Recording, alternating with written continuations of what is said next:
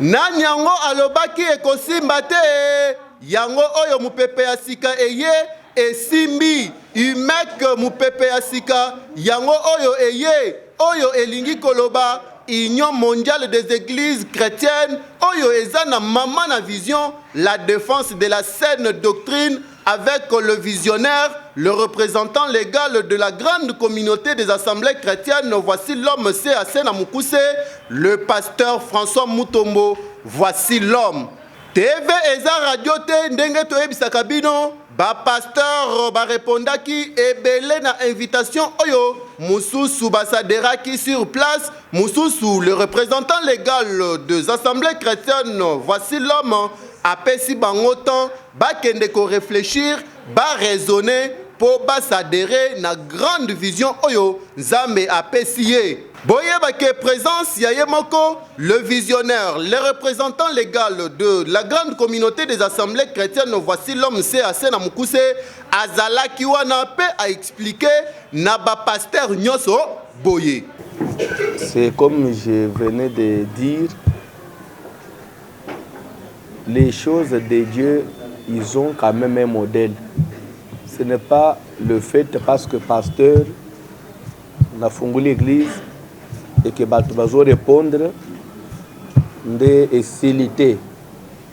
Bible les autres que aller par tout le monde, faites de toutes les nations des disciples, enseignez-leur à observer tout ce que je vous ai prescrit.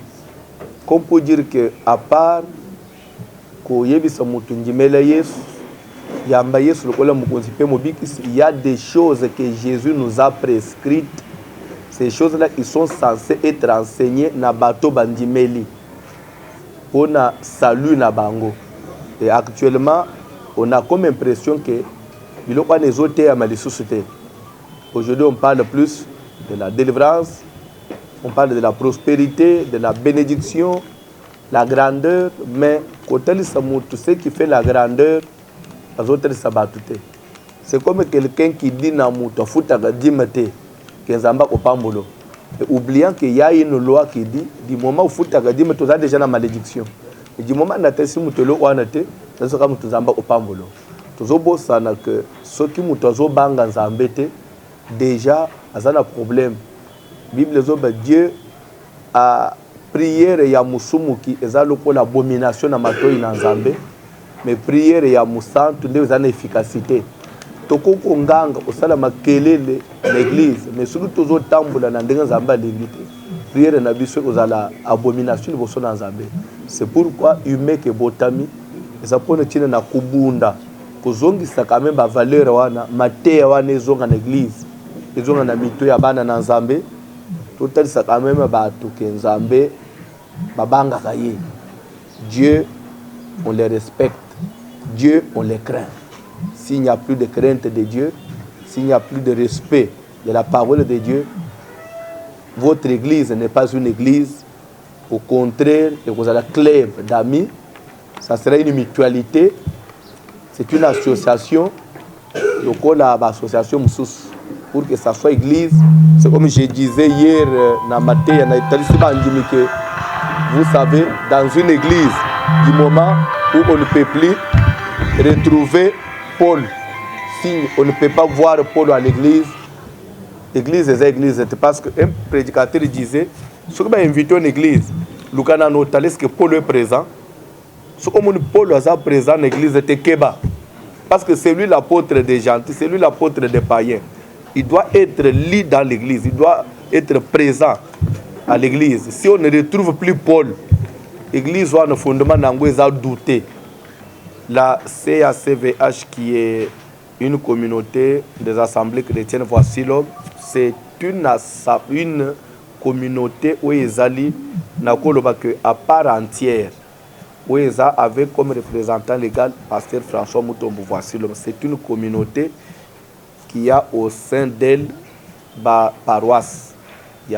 Mais tandis que UMEC est une plateforme, c'est une association où le pasteur azoya na communauté naye, pasteur azoya na assemblée naye, assemblée naye ezo garder autonomie nango communauté les garder autonomie nango et garder combo nango mais dis-moi ici et le casos des fiches d'adhésion cette fiche ils ont représenté communauté na l'église ni liboso il y a l'état d'abord il y a cette couverture là devant l'état et de deux na humain le pasteur a bénéficié confession de foi moko par rapport à la défense de la saine doctrine et cette confession de foi est nourrie nani na ba séance ba partage na ba encadrement na ba conférence na ba pastoral ba échange tokobanda osala bokanisi esili tanta boyeba ke ba pasteur oyo ba participaki na réunion oyo bango pe bazangaki maloba te bapesaki contribution na bango pona koloba boye les union mondiale des églises chrétiennes dirigé par les révérends pasteurs, l'homme de la tunique de plusieurs couleurs, François Moutom Vachilo, ce que vous avez adhérent à IMEC, dans mon présence de l'Église. Là, on a un séminaire à IMEC, qui parce qu'ils ont défendu la saine doctrine. Vous voyez ça? Ce que vous avez ils ont défendu la saine doctrine. Et tout le monde dit non, IMEC est défense et la saine doctrine. On a adhéré, oui, de tout défendre la saine doctrine, ou il va se défendre les sociétés. Ou l'église, c'est bien les autres défendre les sociétés. Mais le coup là, en somme, on voit une vision, il y a toujours la saine doctrine, à un moment, il y a et tout ça, la carte IMEC, tout ça, l'église musulmane, tout ça, la carte IMEC. IMEC, ils ont pour nous sur les passeurs, nous sommes libres à côté de l'IMEC, sans problème. Jean-Marie Pova, église EGC. Présence Nazali membre ya UMEC. Nazali awa intéressé na plateforme la biso salafia. Wana pesi ngai sengo te nazala na pasi. Nazali vision ya oyo ezokende na oetali makomi na Nzambe. O l'église en réalité ezali un peu de okola égaré. Tomoni avec voici donc aye na vision ya sika ya komema penza likambo na Nzambe na nzela na yango wana nde intéressé ngai na sadira eza eloko ya malamu oyo mopepe ya sika oyo ye mosali na Nzambe kohésite te vraiment ezali malamu ya kosalela Nzambe na Nzambe eno ya kosalela Nzambe mais oza en dehors donc en tout cas na bengi basala Nzambe vele baya basadire makamalamu ezali lokumu kozongoba na ye. Oui, je m'appelle le pasteur Dr Toto Kalinga. Je suis le visionnaire de l'église chrétienne à la voix qui crie dans les déserts, qui est sur l'avenue 9e rue numéro 37, quartier de Bonhomme, dans la commune de Mateke. En ce pays d'abord, pour la Boutuna, les lots et le coup de dans la IMEC, d'abord c'est la vision. La vision, il y a saine doctrine. Les lots n'ont beaucoup, c'est ma bébé, ça saine doctrine. Alors, on parle de la vision de l'homme de Dieu, le pasteur François Moutombo, qui nous a réunis ce matin pour être à telle vision, il y a saine doctrine. Il y a mon andé, l'église, c'est la saine doctrine.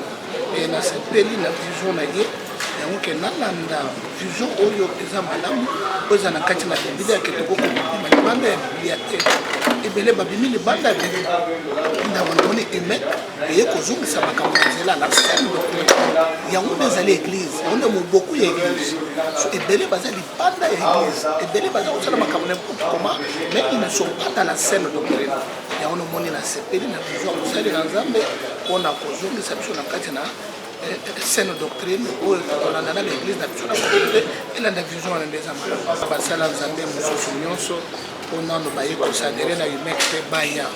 IMEC ezali plateforme ya malamu oyo ezo ko respecter la saine doctrine. Na bengi ba bazana no ko traîner, o bazana na musika ko tabso na musika. Baya ko rejoindre biso eza loza personne morale aux églises na yo, eza loza personne physique okoki mpe koya kosadere na kati na UMEC etokende liboso na yesu. Ya boye ezala jamais kasi eye kaka awa na grande communauté des assemblées chrétiennes. Voici l'homme CAC avec le grand visionnaire, le pasteur François Mutombo. Voici l'homme, le représentant légal ya communauté Oyo, ya CAC. Yango biso message eza lancé na ba pasteur nyonso ya ba communauté ya ndenge na ndenge pe ya ba église ya ndenge na ndenge oyo boza na ville province ya Kinshasa pe na Congo mobimba boya kosadere na grande vision ya UMEC bokozala jamais dessus.